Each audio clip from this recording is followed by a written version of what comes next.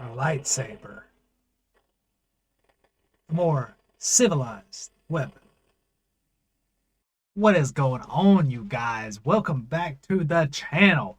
I am so glad to finally be back with you guys. Now, I tell you what, this has been a very challenging two or so weeks. So, I mean, first, I got sick. I was out of commission for like 4 or 5 days. Finally got over that. Then, my computer wants to shit out on me. Just totally fucking quit working. Brand new computer, less than a month old. Had to replace the freaking graphics card already, and I've literally messed around with damn near everything internally in this computer. Finally got it to freaking work. Then my grandpa died. Great, right? Fun week. And then today, somebody saying they were one of his grandkids scammed my grandma out of $6,000. So yeah, it's been a very, very eventful 2 weeks. So guys, I want to just thank y'all, everybody that reached out, especially the ones who reached out, all your support, your love, your kindness, that really means a lot to me, especially in these trying times. But today, guys, we're going to be getting back into some Star Wars versus Warhammer. We're going to be on episode 7, guys, the Crimson Razors. Are you ready? Let's hop right on into it. Alrighty, guys, let's do her. The Crimson Razors. And like always, guys, go and support this man. He has not monetized any of this. He's doing this out of the kindness of his heart. Make sure you go support this guy. And let's see what he's got for us today.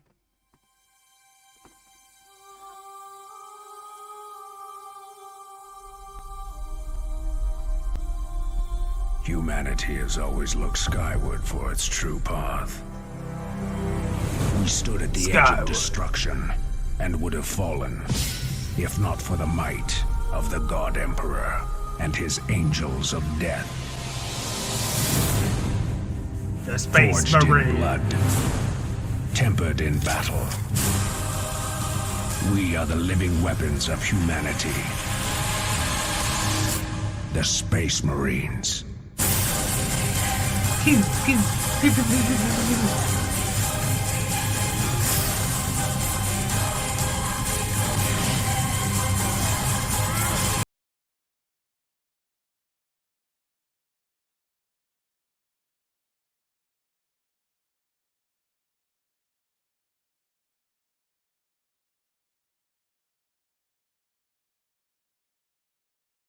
Razors.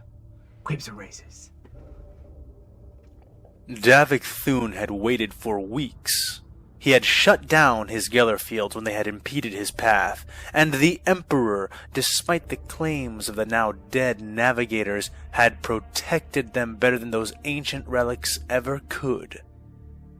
His men had braced, prepared to be overwhelmed by the endless tide of damnation which owned the warp and all who served it, and yet no such onrush of daemons came. Daemons.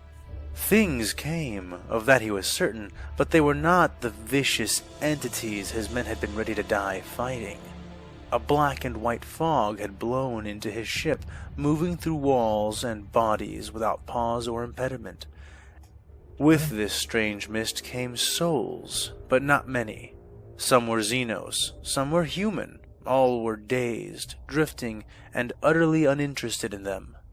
He would have had his librarians capture some of them for interrogation, but they were too busy steering his ships in place of the navigators.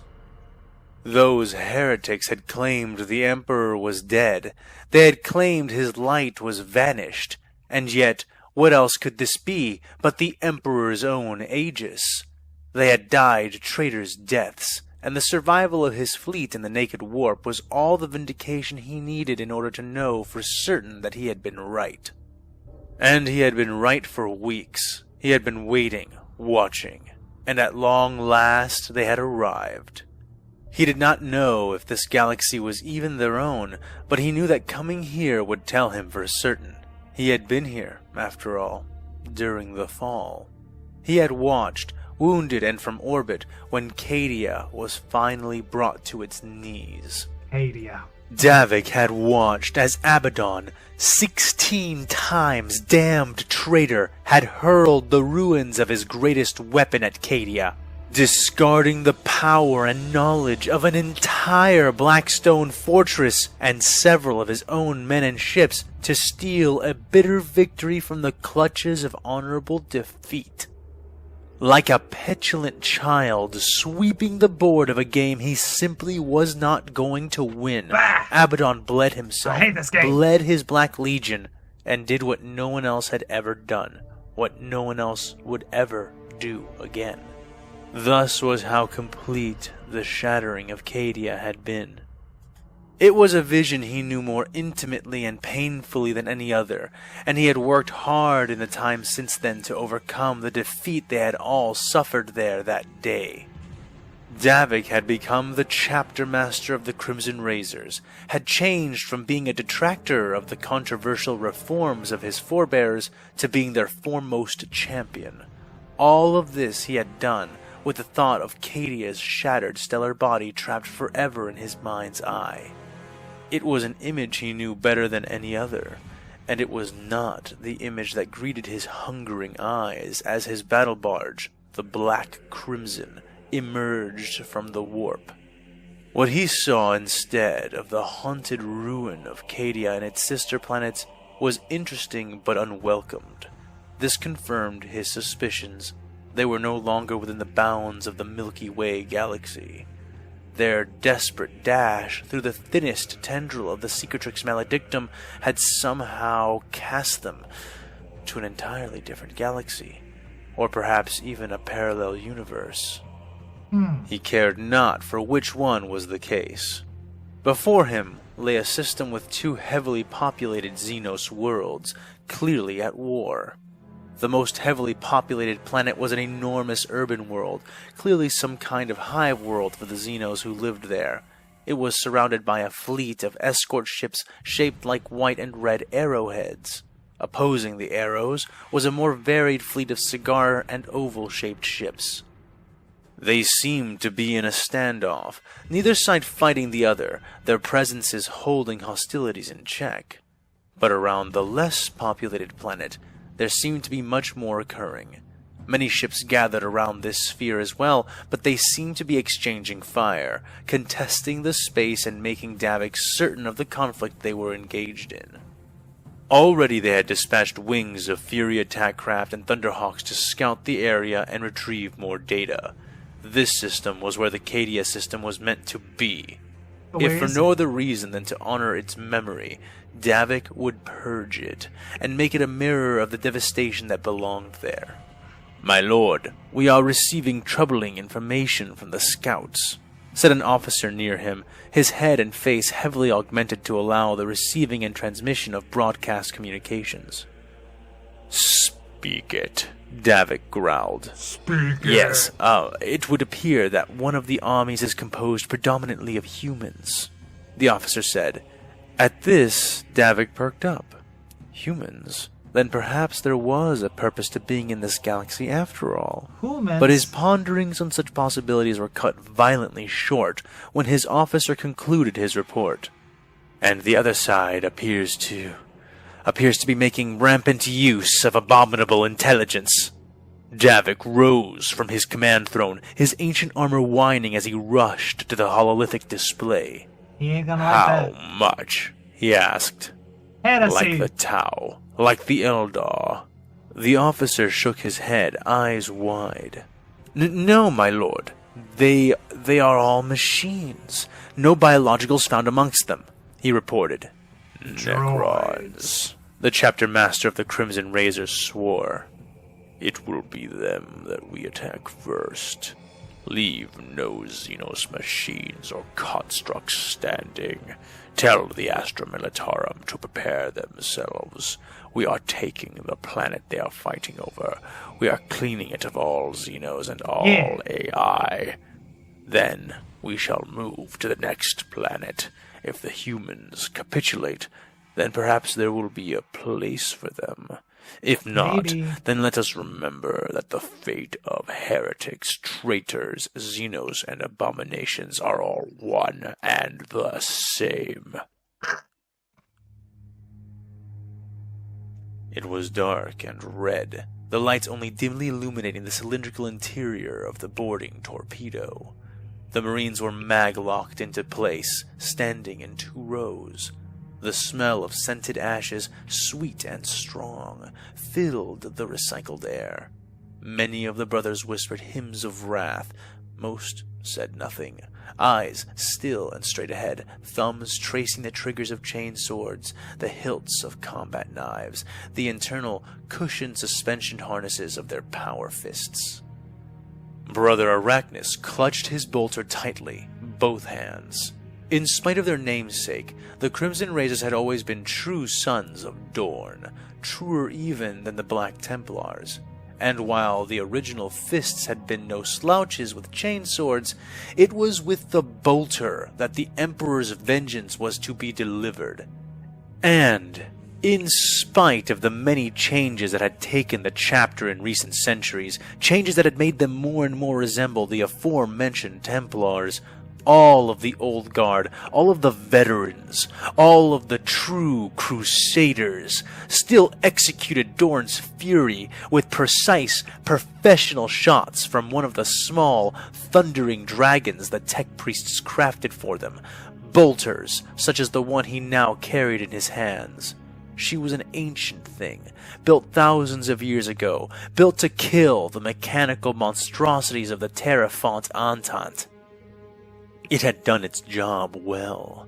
The Terrafont and all of their constituent races were utterly extinguished. If it ain't He broken, could almost don't fix it. feel its machine spirit stirring, waking from centuries of sleep in the hopes of...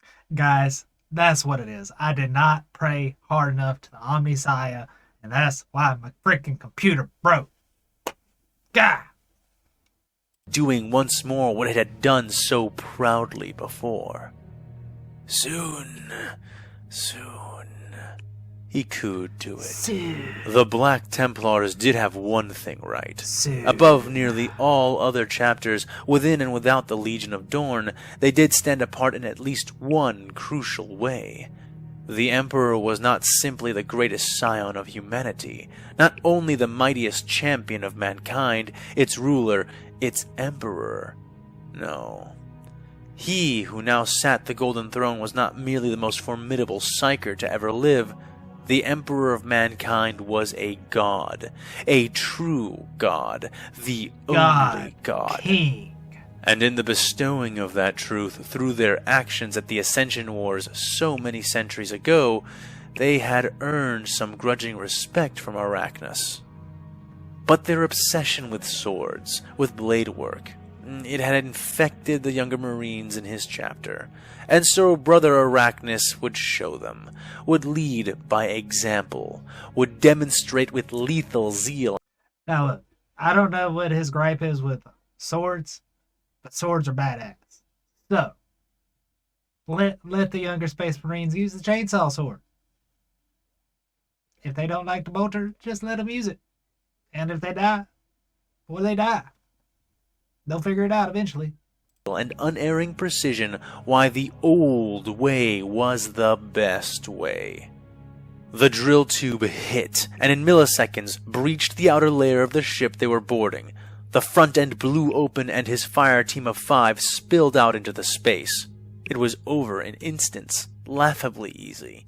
They had crashed through the transparent steel of the bridge of the ship, and inside were several beings. Most of these beings were machines, the hated AI the Emperor himself had banned from existence. But the exception among them was only marginally less abhorrent. A standing, spider-like Xeno, covered in cybernetic augmentations composed of its profane alien technology. Still, it was the lesser of the priorities, something all realized as they stormed the machines. And yet... What is up with that, guys? I mean, in every freaking, fantasy lore, there's some kind of giant freaking spider. What is our obsession with arachnids? I hate spiders. But Warhammer, Lord of the Rings, Star Wars, can we not get away from 'em? Like, I would much prefer a mechanical spider. I could deal with that, but not these ugly looking, ugh. Despite the blinding speed of their movements, the faultless zeal and fury of their charge, the devastating power of the blows they sought to unleash upon these mechanical abominations, not a one would have the chance. Brother Arachnus' bolter let loose a hail of fire, each projectile coughed out by the thundering weapon carrying itself on a micro-engine, whipping through space with a velocity which tore the air itself. Reticles had appeared in his helmet display, highlighting each enemy with unerring accuracy, showing their bodies, the density of the cover that stood between he and they, if any, and singled out projected areas of weaknesses, heads, hearts, and groins. He didn't even remotely need them. Nearly 200 years of constant, escalating training and war against foes whose numbers knew no end, and whose forms knew no boundary of reason or dignity, had honed his mind into a killing cogitator which could far outstrip anything forged by pathetically artificial means. He was the blood of Dorn. He was the rage of man. But he did not shout this, not with his mouth. He shouted it with his bolter as it rained micro-missile-like death upon all false life in the room, each round finding a head, a chassis, or landing close enough to the target to destroy their bodies from the proximity of the detonating bolt rounds. Chain swords slashed, power fists crunched, and combat knives gouged, but they stole no life that Brother Arachnus' beloved bolter had not already taken. His younger brothers turned, helmed faces masking glares, but Brother Arachnus merely smiled into his mask and shrugged his shoulders. The only one who had not even bothered, who had clearly foreseen the example he had intended to set, was Brother Taslion, their tech marine. Several times the veteran that Arachnus himself was, but barely a space marine in his opinion. Even without his encompassing armor present, Arachnus doubted that any flesh could be seen remaining on Brother Taslion's metal body. Just as most of the brothers of the chapter had come to recognize the Emperor as the one true god, so too had Taslion and the other tech marines of the chapter come to worship the nearly profane concept of the machine god and all of the augmentation that came with it. They professed loyalty and faith in the chapter and the Emperor as well, in the form of the Omnissiah, but in truth, Brother Arachnus didn't trust it, and he wasn't the only one. Brother Taslion seemed to glide across the room on a writhing, coordinated swarm of metallic tendrils and ambidextrous arms, moving over the machine corpses and consoles of the bridge with ease as he made his way to the main computer, and the organic cyborg standing near it. Taslion crawled like a massive anthropod over the command throne of the ship, tendrils finding access panels, producing many varied inputs and output slots and patterns, testing them against every type of port and slot as his central, barely human form leered down upon the Xeno through glowing mechanical lenses. The throne sparked and chimed discordantly as several tendrils managed to connect to the machine. "Give me full access of this ship," the tech marine ordered the spider being, using its own language to do it. "I cannot.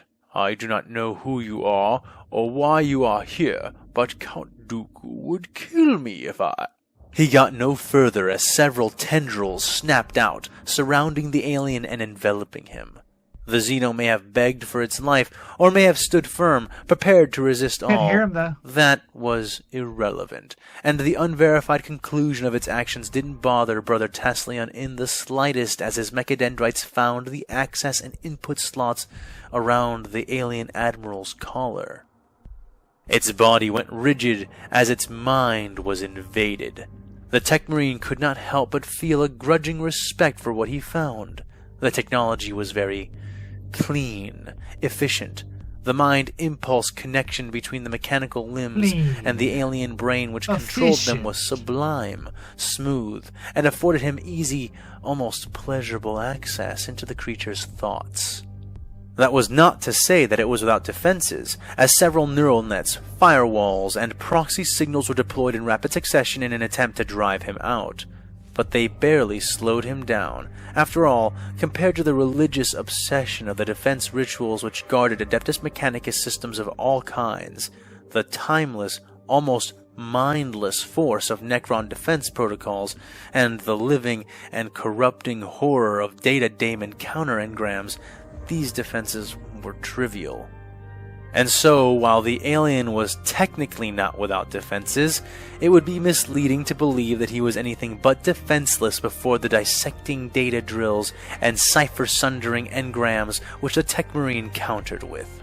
In the end, it was only will and will alone which could stand against any true invasion of the mind, and the will of the spider being was a sly, pernicious, but subtle thing, and it crumpled in his metaphorical fist when confronted so directly and so mercilessly.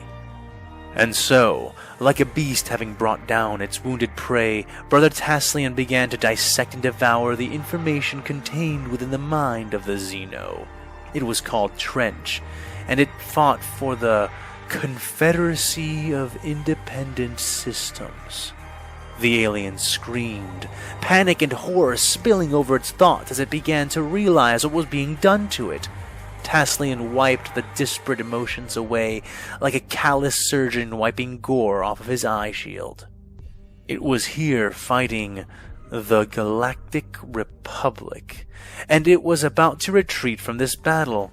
It had set a bomb to explode, a bomb that would wipe out the planet and the combined armies beneath them. It struggled and kicked in the Marine's mental grasp, but he held it firm and tight as he forced the probes of his mind deeper, seeking the information he now needed. The bomb's deactivation code. Realizing his intention, the Xenos flailed one last time, using all of its strength and will.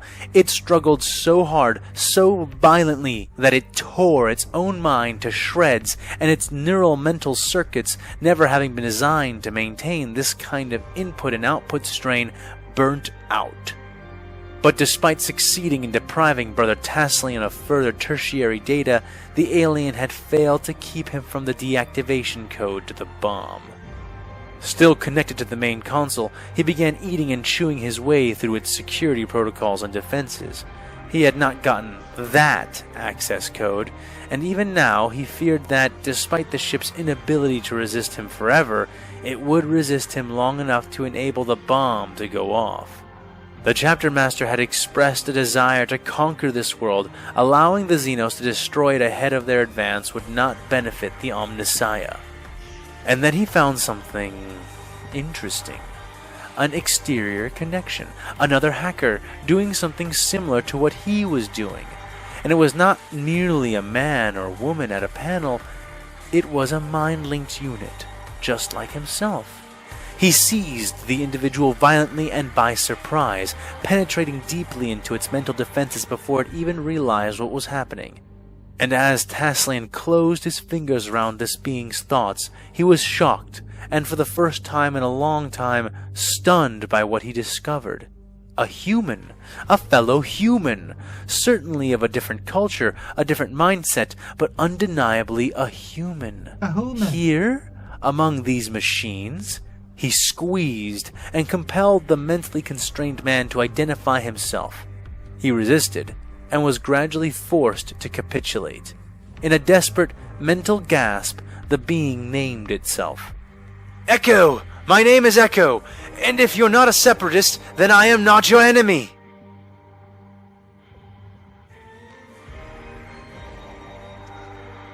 Oh man, guys, back at it again with the freaking cliffhangers. I want to know what happens. Guess we're just gonna have to wait till the next episode. Jeez. Let's see if he gives us like a little preview of what's going on next, though. Let's wait and see.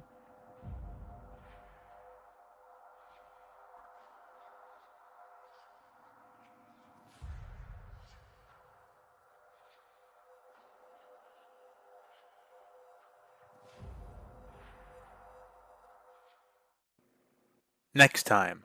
General, where are you going? Rex asked as Anakin began to run. If you can't stop the detonation, perhaps Trench can. But Echo had no time to think about the general. He would take care of himself. Time was limited, time was slipping by, and he needed to figure out the sequence before the planet cracker went off. "Trust me, friend," Anakin said as he swept his saber into several quick flourishes, taking up a stance of his own. "You do not want to do this." I think I made first contact with them, sir. The faction that Warrior and the hallway belong to. They seized control of the ship's computer, so they have control of the bomb now, too. They haven't detonated it yet, but honestly, sir, that might just be a temporary stay of execution for Anaxis. If you had seen what I had seen, if you knew the enemy the way he made me know them, we aren't ready, sir. We are so not ready that it's going to take a miracle to save Axum. Oh, goodness, guys. This is going to be a good next episode. I am excited. We're going to bring Anakin Skywalker. Anakin Skywalker is going to be coming into this next episode. Oh, one of my favorites. But, guys, remember, like I said before, we are doing a giveaway. We're going to be giving away that green lightsaber behind me. It's in the box. Don't feel like bringing it out just to show you again, but yeah. We're giving away once we hit either 2,000 subs or we finish the series. I honestly think we'll hit 2,000 subs before we finish the series because I think they're up to like episode 40 something, 40 odd something. I don't know. But like I said, make sure you tell your friends, get people on the page. We're going to give away the lightsaber to... We're gonna pick somebody once we get there. But yeah. And like always, guys, thank you for the support. Thank you for bearing with me for these past 2 weeks. Like I said, it's been a really trying time between being sick, computer fucking freaking the fuck out, not wanting to work. Grandpa died on Monday, and then my grandma got scammed out of $6,000 today. So, yeah, it's been a eventful week. But I think in the next video, guys, we're going to be getting into probably back into the Tyranids. My boy Darius has sent me a link, and he was talking about all the bioforms of the Tyranids, and he mentioned a dragon. That sounds pretty freaking cool. A Tyranid dragon bioform. Very cool. So I'm excited to get into that. But with that being said, guys, that's going to be the end of the video for tonight. Tell me what you thought down in the comments. If you got anything else, you can always throw it on the Reddit page down in the comments below. Any other video links you'd like me to see. I think we are going to jump back into some music, some more Ginger and Periphery. Check a few more of those guys out. We're going to see what happens. But, guys, like always, y'all have a great rest of your night. Before you head out that door, let's hit the like and subscribe button. Let's get us up to 2,000 so we can give this lightsaber away.